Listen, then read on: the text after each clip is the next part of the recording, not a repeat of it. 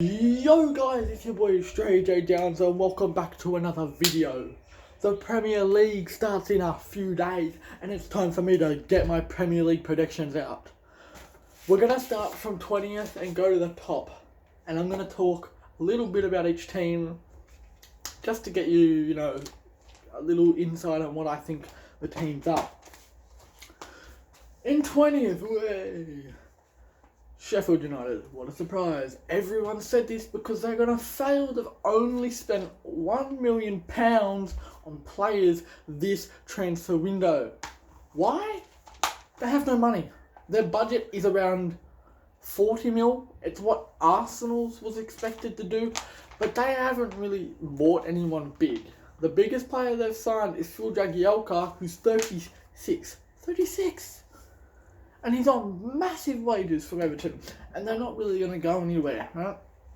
19th, Brighton. All I've got to say is just Brighton. The word Brighton. They had a really, really bad end of the season. They didn't end well. They had a good midway point through November to February. But then the other months, they didn't have a good start, they didn't have a good end, and they dipped. They almost got relegated last year. They came 17th or 16th, but I think this year it's time for them to go back down with Huddersfield. Now, 18th is a bit of a shot in the dark. In the last few years, they've just survived both years, but Burnley, this year, you're going down, right? They haven't signed any big players. They sold Tom Heaton, and that is where I think they've stuffed up. Tom Heaton was their best goalkeeper. He pretty much got them to the Prem, and now they've got Joe Hart and Nick Pope. And Nick Pope is definitely better. And I definitely think he'll carry them to just not survive. In 17th, just missing out on relegation on the final day, my prediction is Norwich. Alright? Norwich. Not my biggest guess, but it's the one that I think will go down. Norwich, alright? Their Timu Puki, their striker, I don't think he'll get as many goals as he got last year. He got 24 goals last season, or 22 to 24 goals last year, and it just didn't look good for him. By the way, I will be going at the end of the season and reviewing this video, but and then I'll be doing A-League predictions in a few days. 16th. Now, I've put this team this low because they got a new coach a few weeks ago. It's not looking good for them so far this year.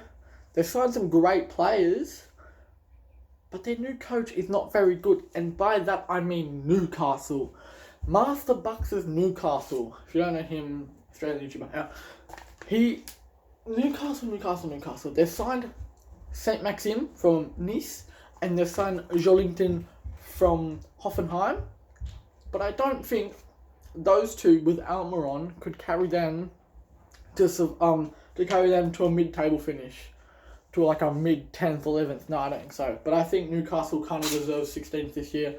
I think that's where they should be. And Dubravka looks like he could be leaving to PSG for a swap with Trapp.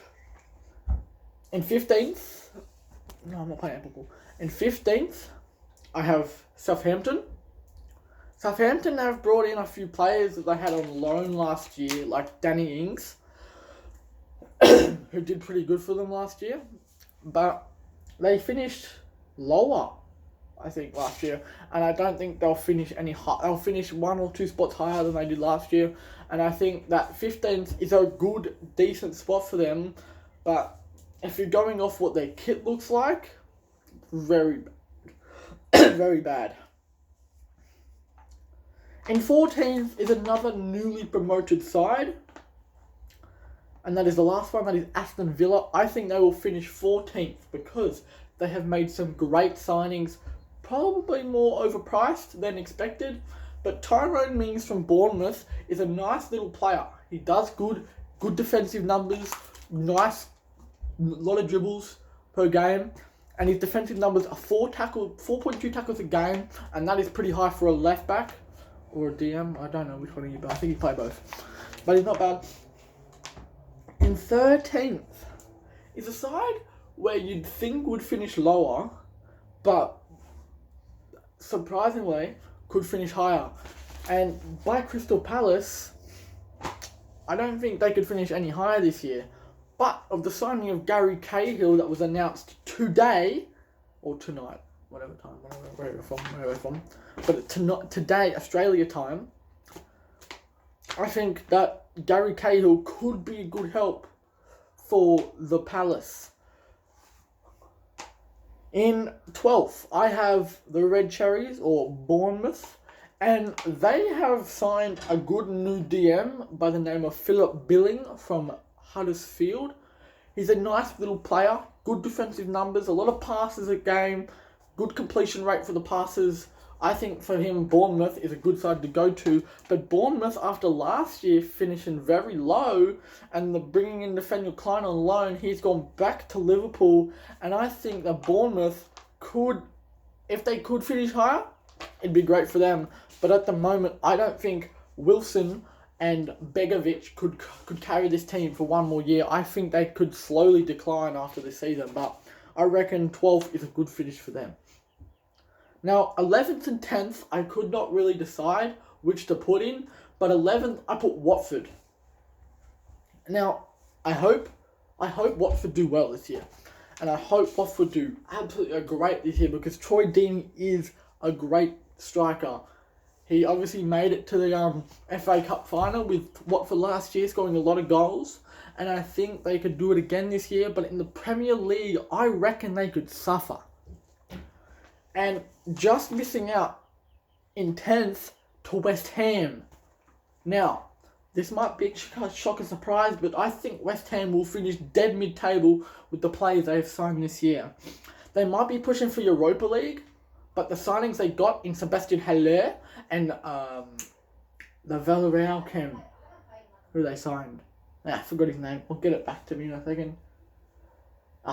I forgot who they signed, but they signed a good Cam for Villarreal. I forgot his name. But he's very, very good player. And they also, and the only reason Sebastian Haller went to West Ham is because Arnautovic is gone. He will be the first choice striker they have because their second choice striker is a 32-year-old Mexican Chicharito who's okay. I mean, he's not bad, but as a backup striker to Sebastian Haller, not bad, not too shabby. In 9th, now, I have Everton here. They have done some decent deals, with the sign of Fabian Delph, and they've also signed Moise Kean from Juventus. Now, Moise Kean, the only reason he's moved to England is because of the racial discrimination that he got in Italy from the Calgary fans, I think. And racism's not on, man. He's just wanting to play the sport that he loves. And if you're going to hate someone, expect the hate back at you, yeah? Because he's a famous person and it's just going to go over his head, so don't even bother bullying people. But Moise Kean, he's an he's an amazing young striker. He's an Italian international. Scores a lot of goals for Juventus last season, and I think he'll do the same up front with Richarlison. 8th. Whew. This is a big one. It's a big shot in the dark. I think Chelsea will finish 8th outside Europa League and Champions League this season because I don't think Mason Mount, Tabby Abraham and Ruben Loftus-Cheek could carry them this year. Alright? They have Champions League. They have a lot of numbers. But most of them are young. And most of them do get loaned out. Aston Villa couldn't sign Tammy Abraham back because Chelsea needed him. Because they let Higuain go. They let Hazard go. They don't... Giroud is 33 this year. And I don't think that Chelsea are going to go well this year because they haven't signed. Obviously, they've got a ban, but the only player they brought in was Kovacic on a permanent, which was a decent deal. But their defenders are old as hell, man. They've got Azpilicueta, 32.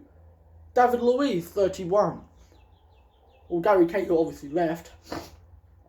But their two main centre-backs are old. Marcus Alonso is 29 this year, so they're probably looking to get rid of him. But Kepa's a great goalkeeper. He's a great goalkeeper. Great goalkeeper. I reckon that after winning the Europa League against Arsenal last year, I reckon Chelsea could do great. They could do amazing in the Champions League this year. It's just if they want to put youngsters against a Barcelona, Real Madrid, or Bayern Munich, when most of their team are youngsters. They've got Mason Mount running the team, and they're playing balls up to Willian, a 33-year-old Willian, and a 31-year-old Pedro. You're stuffed. But they do have the best DM in the world, N'Golo Kante, and they've got a new coach in Frank Lampard.